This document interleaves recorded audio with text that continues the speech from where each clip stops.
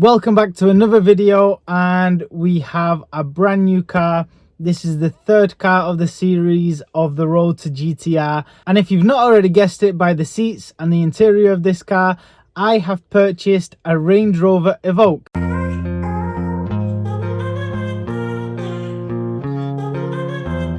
So before we get started, I have never owned a Range Rover of any kind, of any model.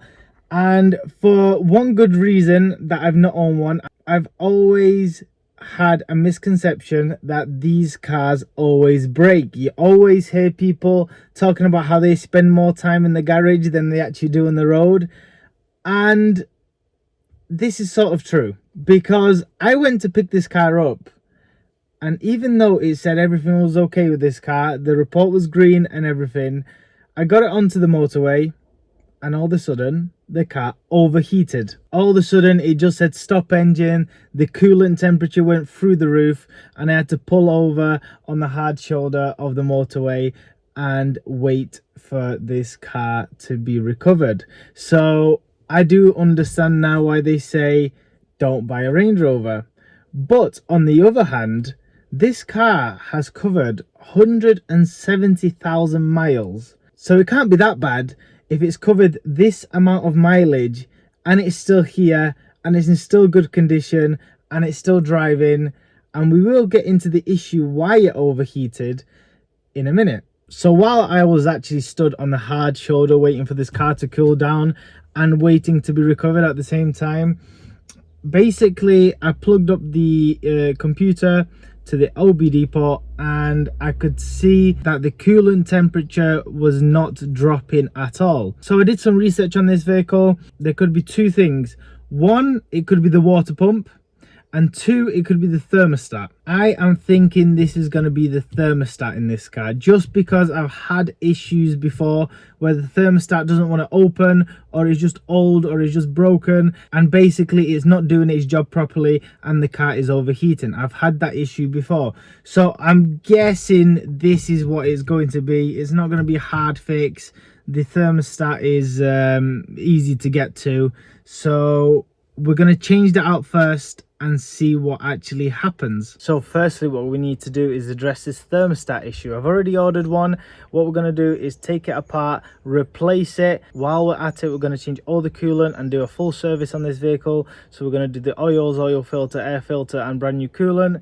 And then we're going to see if it fixes the overheating issue. If it does, absolutely brilliant. We're not going to have to spend a lot of money on this car just to get it back up and running, and then it can go for sale. If it doesn't, no, we're going to have to investigate the issue further and then maybe look at changing and replacing the water pump.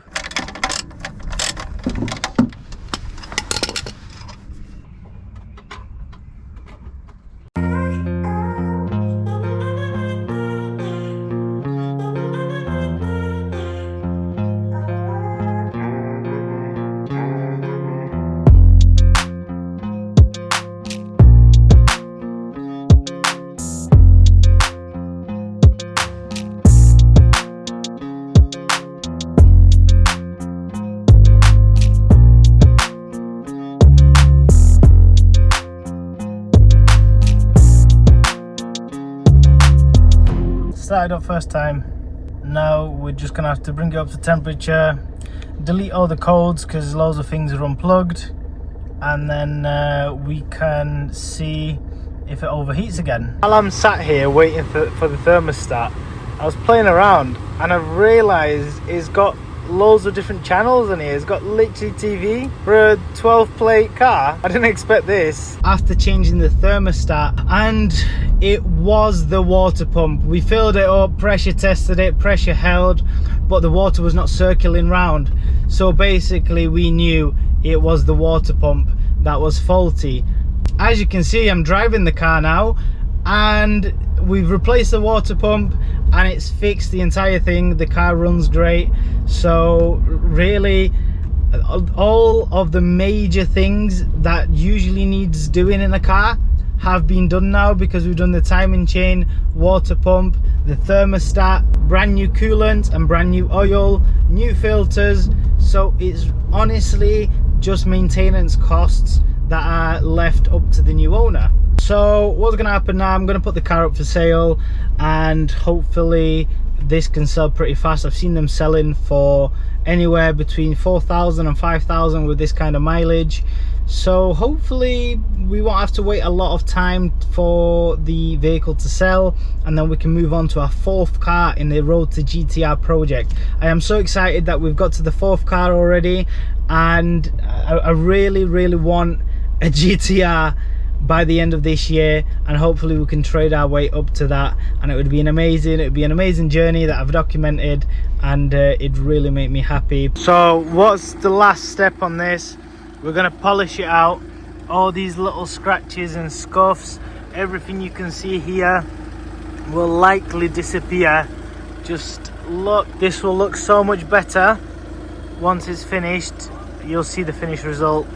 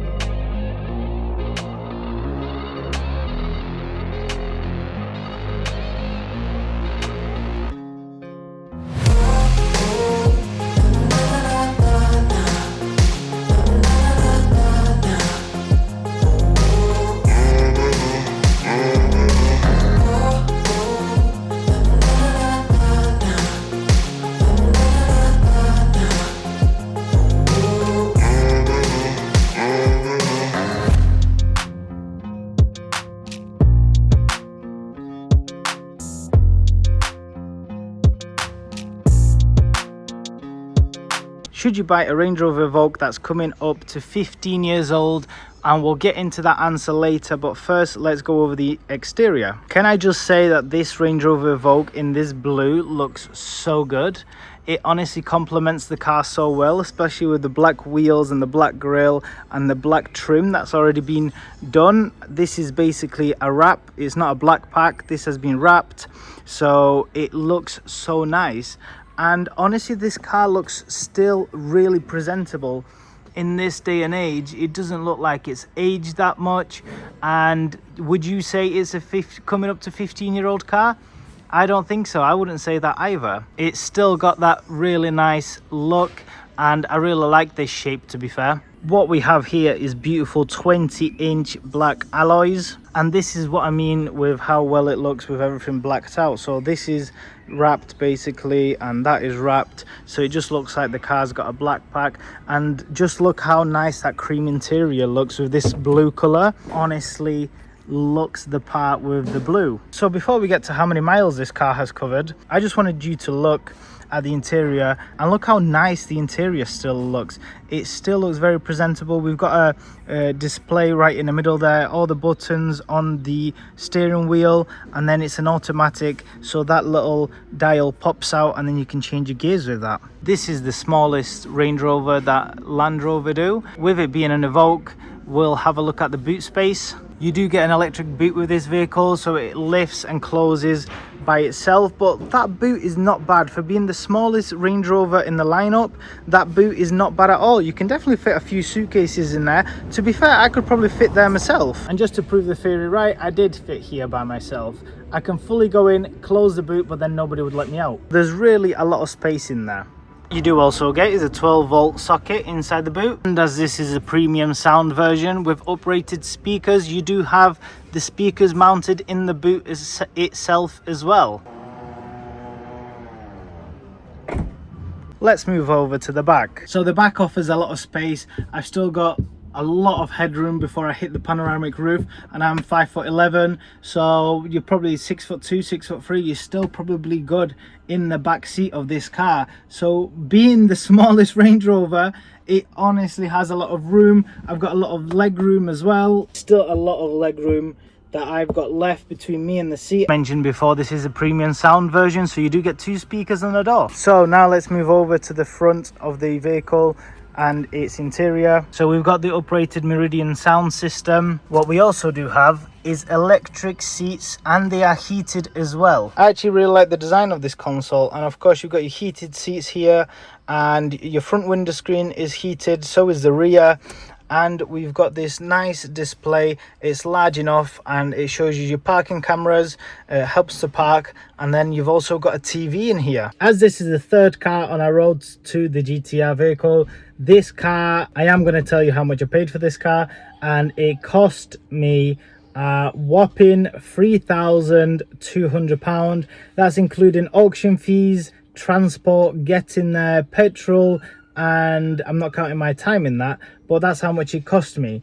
That's without any prep work or the repairs that we had to do with this vehicle. So we're probably more around £3,600–700 in this vehicle before we sell it. I hope we can get about £4,500, which would be great for a very quick turnaround, because I know these are very popular cars and they're very fast sellers. So how many miles does this car have?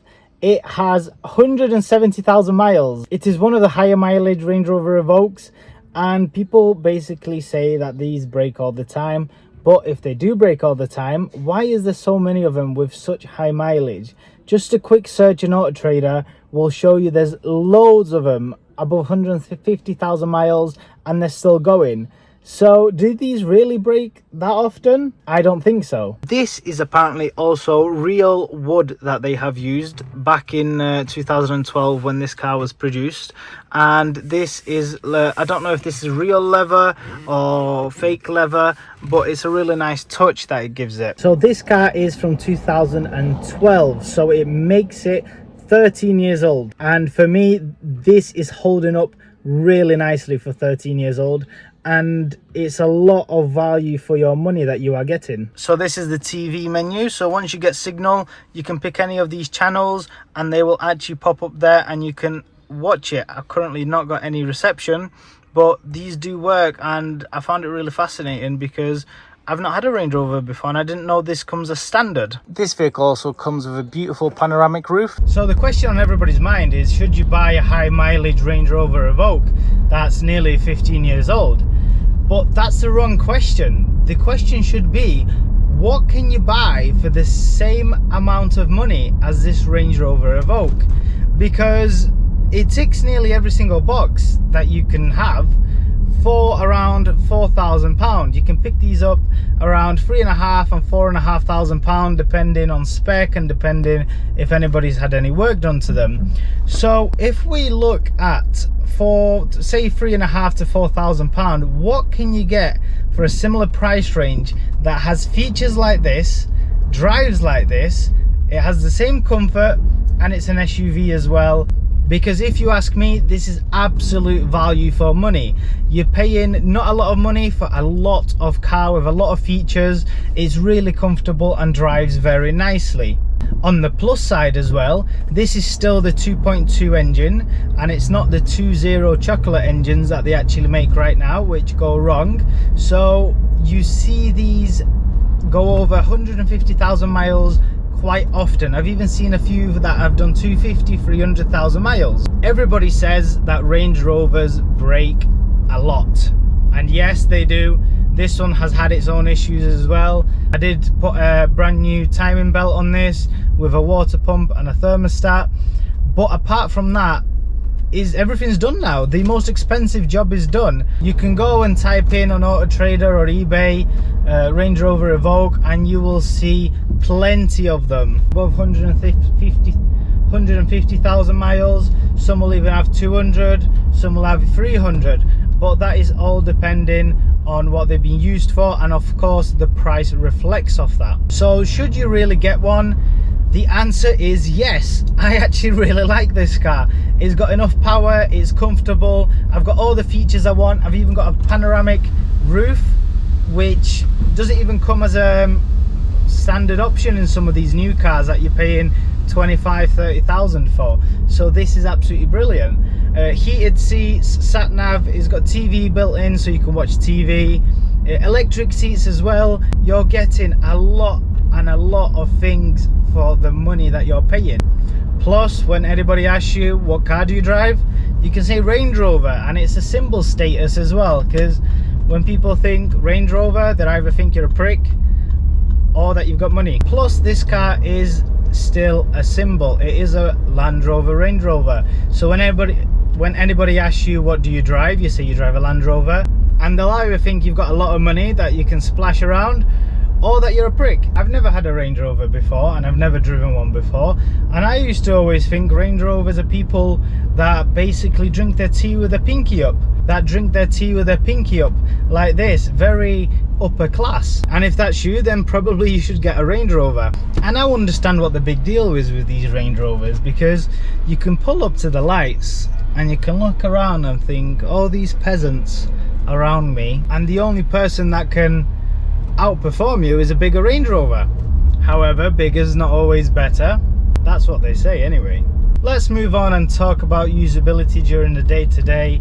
This is a 5-door, absolutely brilliant. I wouldn't have a coupe unless you're single, then maybe, but then it's a pain in the ass to keep moving seats out the way if you have any passengers around. But for example, this car uses less fuel than I actually thought. I'm getting around 30 to the gallon around town, and about 40 to 45 on the motorway, which is pretty good, judging that the car is basically a box. Acceleration as well, it's got pretty good acceleration. You put your foot down and the car just goes. It's honestly faster than some of the sedans and coupes on the road, especially the 1 litre and the 1.2 litres. So this all comes back to what I was saying at the start. You are getting a lot of car for your money. So to wrap up this video, would I get one? Yes, I would get one. It's honestly the best value for money for a car like this. However, I wouldn't get the new ones with the 2 litre engines, unless you've got warranty and unless you can afford to buy a brand new one from the dealership. Then I would not get the 2.0 engines. All I've heard is nightmare stories about the 2 litre engines. They call them chocolate engines, and as you probably can tell, it's because the engines are absolute rubbish. So thank you all for watching. If you could like and subscribe, that would mean the world to me. Thank you once again, and I'll see you all in the next video.